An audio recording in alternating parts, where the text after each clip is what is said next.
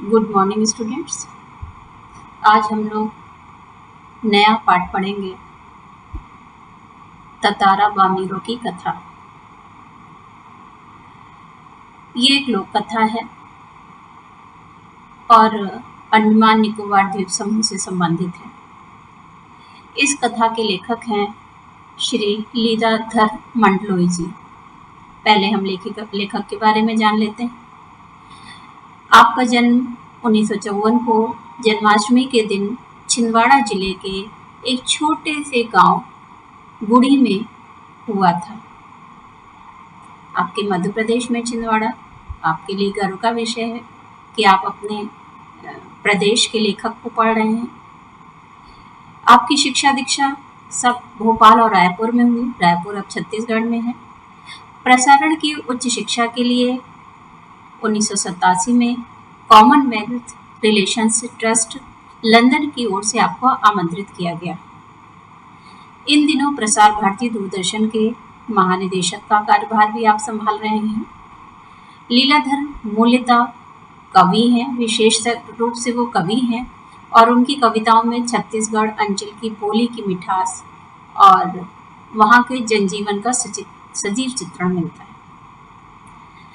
अंडमान निकोबार द्वीप समूह की जनजातियों पर लिखा इनका गद्य अपने आप में एक समाजशास्त्रीय अध्ययन भी है। उनका कवि मन ही वह स्रोत है जो उन्हें लोक कथा, लोकगीत, यात्रा वृत्तांत, डायरी, मीडिया रिपोर्टाज और आलोचना लेखन की ओर प्रवृत्त करता है। मूलतः मन उनका कवि ही है, लेकिन फिर भी उन्होंने लोकगीत लिखे हैं। इसके अलावा डायरी लिखी है, रिपोर्ट लिखी है जहाँ भी वो गए हैं। तो अपने रचना कर्म के लिए कई पुरस्कारों से आपको सम्मानित भी किया गया है। आपकी प्रमुख कृतियाँ, प्रमुख रचनाएं हैं घर घर घूमा, रात बिरात, मगर, एक आवाज, देखा अनदेखा और काला पानी। तो ये था लेखक के बारे में एक छोटा सा परिचय। अब हम देखेंगे कि जो हमारा चैप्टर है, जो हमारा पाठ है ततारा बामीरो की कथा, उसमें क्या बताया गया है। जो सभ्यता, कहीं की भी जो सभ्यता जितनी पुरानी होती है उसके बारे में उतने ही किस्से कहानियां सुनने को मिलते हैं। लोक कथाएं होती हैं, दंत कथाएं होती हैं। किससे जरूरी नहीं कि जो घटनाएं हैं वो उसी रूप में घटित हुए हों जिस रूप में हमको पढ़ने को मिलते हैं, लेकिन इतना जरूर है कि इन किस्सों कहानियों में कोई ना कोई सीख या संदेश जरूर निहित होता है। अंडमान निकोबार द्वीप समूह में भी तमाम तरह के किस्से मशहूर हैं। इनमें से कुछ को लीलाधर मंडलोई ने फिर से लिखा है। जो किस्से वहाँ पर प्रचलित हैं उनको लीलाधर मंडलोई ने फिर से अपनी लेखनी से लिपिबद्ध किया है। प्रस्तुत पाठ ततारा बामीरो कथा इसी द्वीप समूह के एक छोटे से द्वीप पर केंद्रित है। उक्त द्वीप में विद्वेष गहरी जड़ें जमा चुका था। विद्वेष में दुश्मनी। उस दुश्मनी को जड़ मूल से उखाड़ने के लिए एक युगल को आत्म बलिदान देना पड़ा। एक युवक और युवती को अपना आत्म बलिदान देना पड़ा। उसी युगल के बलिदान की कथा का यहाँ पर वर्णन किया गया है।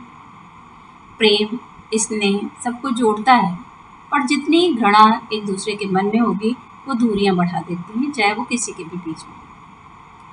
इसलिए जो समाज अपने लिए प्रेम का अपने जीवन तक का बलिदान करता है, समाज उसे न केवल याद रखता है बल्कि उसके बलिदान को व्यर्थ भी नहीं जाने देता। यही वजह है कि तत्कालीन समाज के सामने एक मिसाल कायम करने वाले इस युगल को आज भी उस द्वीप के निवासी गर्व और श्रद्धा के साथ याद करते हैं। तो इसमें इस पाठ में एक बहुत छोटी सी समरी हम आप उसको इस चैप्टर की बता रहे हैं। डिटेल में नेक्स्ट वीडियो में आएंगे, हम लोग बताएंगे आपको। इसमें एक युवक और युवती की कहानी है। दोनों ही अलग अलग गांव से थे। ततारा इस पाठ का नायक है और इस कहानी का नायक है, और बामीरो इस कहानी की नायिका है। दोनों ही अलग अलग गांव से संबंधित थे और उस समय वो वहाँ की रीति थी, वहाँ की परंपरा थी कि विवाह एक ही गांव में होता था, अर्थात युवक को भी उसी गांव का होना चाहिए और युवती को भी उसी गांव का होना चाहिए। लेकिन प्रेम गांव और सीमाओं को देखकर नहीं होता। वामिरो अलग गांव की थी और ददारा अलग गांव का था। उन लोगों में प्रेम स्नेह हो गया, प्रेम हो गया और उसके कारण उनको बहुत आलोचना भी सहनी पड़ी और उसका परिणाम ये हुआ कि नियम था कि वो एक गांव से संबंधित नहीं थे। उसका परिणाम ये हुआ कि इस परंपरा का परिणाम ये हुआ कि दोनों को अलग होना पड़ा। लेकिन उनको अपना जीवन का बलिदान देना पड़ा। लेकिन उससे एक नई चीज निकल के आई कि उस समय से इस कुप्रथा का अंत हो गया, प्रथा का अंत हो गया कि एक ही गांव के लोग, युवक और युवती, विवाह कर सकते हैं। उसके बाद उनके बलिदान देने के बाद दूसरे गांव में भी विवाह के आयोजन होने लगे। तो ये एक शॉर्ट स्टोरी हमने आपको इसको समरी दी है और नेक्स्ट वीडियो में आपको हम पूरा चैप्टर